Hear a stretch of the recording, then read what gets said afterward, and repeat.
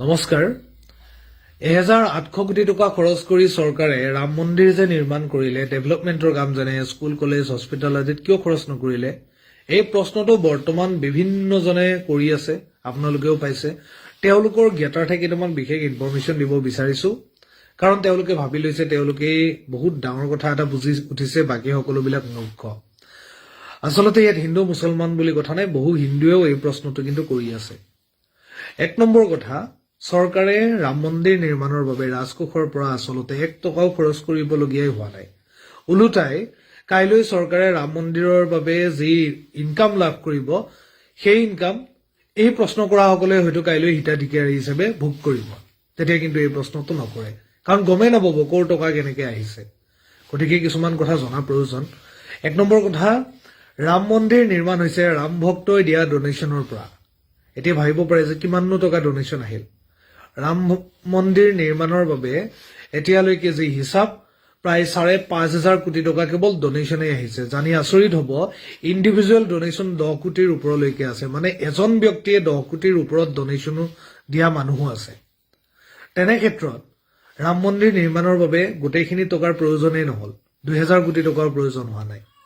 গতিকে ৰাম মন্দিৰ ৰাম ভক্তই ডোনেশ্যন দিয়া টকাৰেহে আহিছে চৰকাৰে টকা খৰচ কৰিবলগীয়া হোৱা নাই গতিকে যিসকলে প্ৰশ্নটো কৰি আছে স্কুল কলেজ হস্পিটেলৰ নামত তেওঁলোকে কেই টকা ডোনেশ্যন দি পাইছে প্ৰথমে নিজকে নিজে প্ৰশ্নটো কৰক দ্বিতীয় কথা ৰাম মন্দিৰ নিৰ্মাণৰ পাছত এতিয়া অগণন ভক্তই প্ৰভু শ্ৰী ৰামৰ আশীৰ্বাদ লবলৈ তাত যাব মন্দিৰলৈ যাব আৰু তাৰ সমান্তৰালকৈ যি বিজনেছ যি টুৰিজিম তাত ডেভেলপ হ'ব তাৰ পৰা যি ইনকাম আহিব চৰকাৰে সেই টকা পাব্লিকৰ বাবে যেতিয়া খৰচ কৰিব হয়তো আপুনি মই তাৰ হিতাধিকাৰী হ'ম বুজি পাইছে তৃতীয় কথা যিসকলে ডেভেলপমেন্টক লৈ প্ৰশ্ন কৰি আছে চৰকাৰে ডেভেলপমেন্টৰ কাম বাদ দি ৰাম মন্দিৰ নিৰ্মাণত কেৱল গুৰুত্ব দিয়া নাই অযোধ্যাৰ ডেভেলপমেন্টৰ বাবে কিমান টকা ধাৰ্য কৰা হৈছে সেইখিনিও অলপ খবৰ ৰাখিব প্ৰায় 80,000 কোটি টকাৰ ওপৰত অযোধ্যা নিৰ্মাণৰ বাবে ধাৰ্য কৰা হৈছে এতিয়া তাৰ পিছত যেতিয়া এই প্ৰশ্নবিলাক কিছুমানে কৰে আসলতে তেওঁলোকক যুক্তি অযথা যুক্তিতৰ্ক কৰি থাকি লাভ নাই হে মই এই ভিডিঅ'টো যোগেদি কথাখিনি ক'লো গতিকে ৰাম মন্দিৰ নিৰ্মাণৰ লগত ইয়াৰ সমান্তৰালকৈ আৰু বহুতো কথা জড়িত হৈ আছে আজি ৰাম মন্দিৰ নিৰ্মাণ কৰিলে পাব্লিকৰ ডোনেশ্যনৰে যিটো কোম্পানীয়ে এই ৰাম মন্দিৰ নিৰ্মাণৰ দায়িত্ব লাভ কৰিলে সেই কোম্পানীটোৰ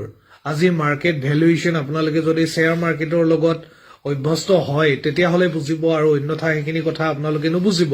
কিন্তু যিখিনি বুজা দৰকাৰ সেই কথাখিনি নিশ্চয় আপোনালোকে এই ভিডিঅ'টোত জানিছে গতিকে আপোনালোকেও বাকি সকলেও কি ভাবে আপোনালোকে নিজৰ মতামত কমেন্ট বক্সত জনাব বুলি আশা কৰিলো ধন্যবাদ